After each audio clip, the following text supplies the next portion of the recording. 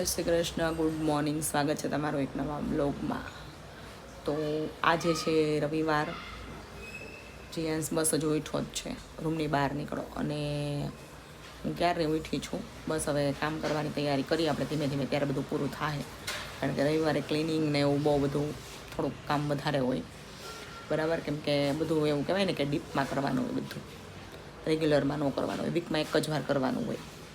એટલે એવું છે. અને આજે છે રવિવાર, એટલે બસ આખો દિવસ ઘરે જ છીએ, બરાબર. આમ તેમ કંઈક બાઘા માર્યા કરશું એટલે આપણો રવિવાર પૂરો થઈ જાય.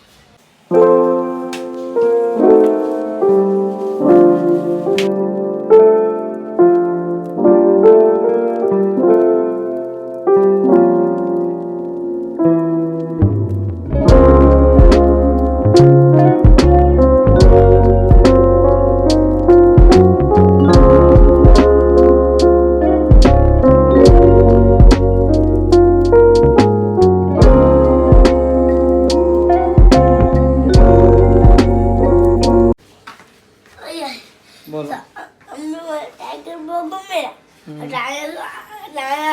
ગુફા છે એમાં છે ને 12 વાગે ટાઈગર બહાર નીકળે. હે જો જોરદાર ગુફાઓ. તો જીયાન ઉઠી ગયો છે, ઉઠીને તરત શું કે ખબર, ભગવાનને કે નવડાવે છે. આ બધા એના ભગવાન છે.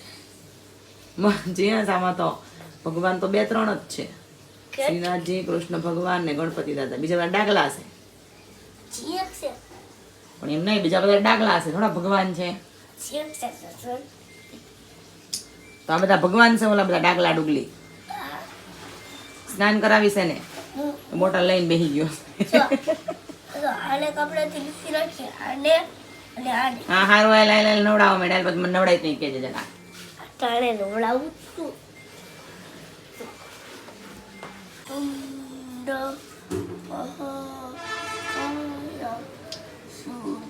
કોટી સમપ્રભા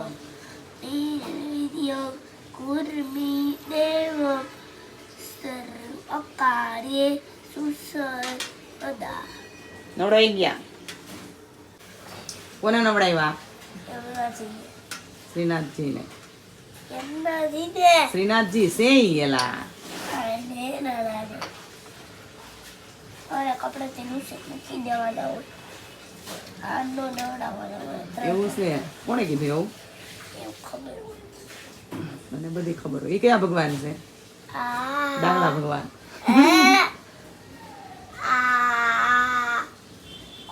આમે બતા.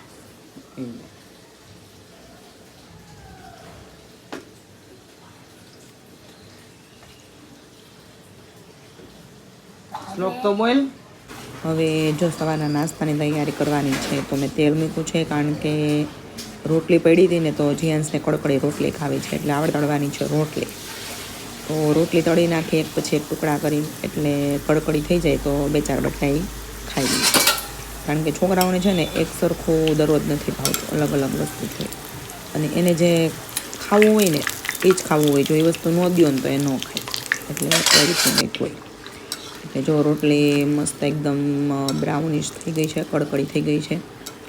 એટલે હવે નાસ્તો કરવા બેસી જાઉં, એને આપી દઈશું એટલે એ ખાઈ લે. જીયાન્સ છે ને ચા ને સાથે એવું કાંઈ ન પીવે, ખાલી કડકડી રોટલી ખાખરાની જેમ ખાઈ લે, એટલે તૈયાર છે. જો મંદિર છે ને, જીયાન્સે ભગવાનને નવડાવીને મસ્ત મંદિરમાં ગોઠવી દીધા છે. એમાં જો આપણા જાણીતા ભગવાન છે, બીજા તો આપણને નથી ખબર, જીયાન્સને ખબર. રાધા કૃષ્ણ છે, ગણપતિ દાદા છે, અંબે માતા છે, પછી શ્રીનાથજી પાછળ છે, અંબે માતા છે, આગળ અલગ અલગ ભગવાન છે. એના મસ્ત બનાવ્યું મંદિર છે. તો આયા બે ડીજે છે, ડીજે અને બે ડીજે છે, અને ઉપર બે ટાકા છે. હે ખાઈ વાગ નથી. આ બે હાલ ઉપર રાખવાનું. અલા લાવ આયા લાવ. આમ તો આમ વયો જાય ને ઝીલું, પછી તને બધું કરે તો આમ વયો જા 2 મિનિટ.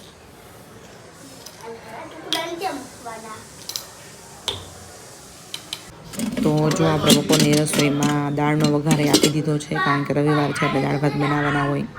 તો દાળ રેડી થઈ ગઈ છે અને શાકની અંદર મમ્મીએ તુવેર પલાળી હતી એટલે તુવેરનું શાક બનાવી નાખ્યું છે કઠોળમાં. એટલે આમ તો ડબલ ડોઝ છે તુવેર. દાળ ભાતની દાળ તુવેરની, શાક તુવેરની. રોટીનો લોટ બંધાઈ ગયો છે અને ભાતે રેડી થઈ ગયા છે. જોજો ધ્યાન રાખજો. ખબર અમારે કેમ કહ્યું આજ ભગવાનનો દિવસ છે ને અને ભગવાને સાહેબ ભગવાનના હેલ્પ કરવાનું. જાઓ હેલ્પ કરે પપ્પાને. જીલું આ પકડ. કયું ખૂણો પકડા બાજુનો. આનો ઓઢાડો. હાલો એમ બોલ ત્રિકોણિયા બાજુ આવું જોઈએ. એમ ક્યાં ઓઢાડો છો તમે? હા એ ત્રિકોણિયું છે ને ઓલું સામે ત્રિકોણિયું જાય. હવે આપણે બનાવવાની છે રોટલી, તો એક પછી એક રોટલી કરી નાખીએ એટલે બધા જમવા બેસી જાય. હેલો ગાઈઝ, તો વાગી ગયા છે 7. સાંજની રસોઈનો ટાઈમ થઈ ગયો છે. તો આપણે શું બનાવવાનું છે અત્યારે જરાક નક્કી કરીને જોઈ લઈ કે શું બનાવવાનું છે એ. અને જો મમ્મી અહીંયા ધાણા શેકવા છે તોઈને, એટલે બસ જો રવિવાર છે એટલે આવું બધું વધારાનું કામ ચાલતું હોય, કારણ કે દરરોજ તો આ બધું કામ ન થઈ શકે, આખો દિવસ બધા બિઝી હોય એટલે આવું બધું છે. ચાલો રસોઈમાં હું તમને બતાવું કે શું કરવાનું છે. જો આપણે બનાવવાના છે આ છે થેપલાનો લોટ બાંધી દીધો છે મેં. પછી બનાવવાની છે સૂકી ભાજી. બેટા બાફી નાખ્યા છે, સીમનો ભૂવો કરી નાખ્યો છે, ટમેટાને મેં કટિંગ કરી દીધો છે, મરચી આદુ. એટલે મસ્ત હવે છે ને વઘાર આપી દઈ બરાબર, એટલે આપણે થઈ જાય ભાજી ને થેપલા છે મસ્ત રેડી. જો હવે ટમેટા વઘારી અને પછી સિંગડાનો ભૂકો નાખી અને પછી બાફેલા બટાટાના ટુકડા નાખી અને ભાજીનો વઘાર કરી નાખ્યો છે. લીંબુ, ખાંડ ને ધાણા જીરું ને લીલા ધાણા. અને હવે બનાવવાના છે થેપલા. તો મમ્મી બેસી ગઈ છે થેપલા વણવા માટે અને હું અહીંયા ઊભી શેકતી જાઉં છું, એટલે ફટાફટ સ્પીડમાં થાય. થોડાક મેં જાતે વણ્યા 6-7 જેટલા, મમ્મી કે લાય હું વણું. એટલે જો થેપલાનો થપ્પો એક પછી એક કરીને આપણે મારી દીધો છે અને હવે આપણે જમવા બેસી જાય થેપલાની સૂકી ભાજી. તો જો મિત્રો એક પુસ્તક બતાવવા માગું છું હું તમને. આ ભગવદ્ ગીતાજી છે ને મારી પાસે પડ્યા હતા, મતલબ 2-3 છે મારી પાસે, પણ મને ખ્યાલ નહોતો. એટલે આ છે ને મને કબાટમાં બધું વીકતી હતી ને તો મને આડું આવ્યું. અને ભગવદ્ ગીતાજી આ બહુ સરસ છે. આ પ્રિન્ટ જે છે ને હું શોધતી હતી, કારણ કે આની છે ને ખાસ વાત એ છે કે શ્લોક પણ લખેલો છે અને એનો ભાવાર્થ છે ને એ બહુ સરસ ડિટેલમાં લખેલો છે. બાકી કેવું હોય કે શ્લોક હોય અને એનો અનુવાદ હોય, અને અહીંયા ભાવાર્થ પણ છે, એટલે આપણને એ શ્લોક સમજવામાં સરસ તકલીફ ન પડે, મતલબ અને સારી રીતે સમજાય છે, સરસ સમજાય છે, એ રીતનું છે કંઈક. દરરોજ આપણે એક શ્લોક વાંચતા જશો એટલે મારી સાથે મારા જે બ્લોગ જોવે ને એ બધા વ્યક્તિઓ પણ મારી સાથે સાંભળતા જાય. એટલે પહેલા અધ્યાયથી જ આપણે ચાલુ કરી, પહેલાંથી જ છે બરાબર. ક્યારેક રહી જાય તો અલગ વસ્તુ છે.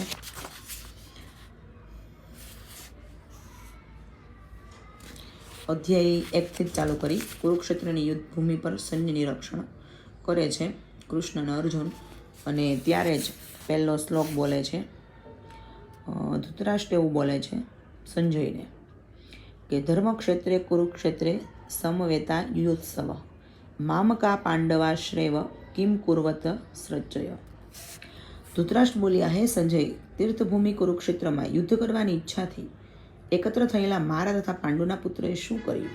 એટલે આ જે પહેલો શ્લોક છે ને પહેલા અધ્યાયનો પહેલો શ્લોક એવું કહેવા માગે છે કે ધૃતરાષ્ટ્ર છે ને એને ખબર છે કે એના છોકરાઓ જે કૌરવો જે છે એનો વિજય થવાનો નથી, એ પાક્કું છે.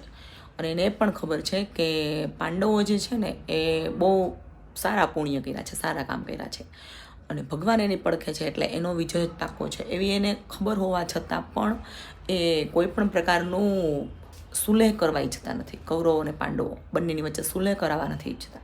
એને ખબર છે કે એના છોકરાઓની હાર નક્કી છે, તેમ છતાં પણ એ કંઈ કરતા નથી. એટલે આ સમયમાં તો આમ એવો વિચાર આવે કે એ સમયમાં જો આ જે બાપ છે એ આટલો પોતાના બાળકો, ખબર છે કે પોતાના બાળકો જે છે એ બહુ ખરાબ કામ કરે છે, તેમ છતાં પણ તેને રોકતા નથી. બાકી આમ જોવા જઈએ ને તો ધૃતરાષ્ટ્રને પાંડવો જે છે ને એના ભાઈના છોકરા એટલે ભત્રીજા જ થાય છે. અને નાનપણની અંદર એણે પોતાના પિતા ગુમાવ્યા હોય છે અને તેમ છતાં પણ એના ભત્રીજા છે એના પ્રત્યે સહાનુભૂતિ વ્યક્ત કરવાને બદલે એને બસ એનું રાજપાટ જ દેખાય છે.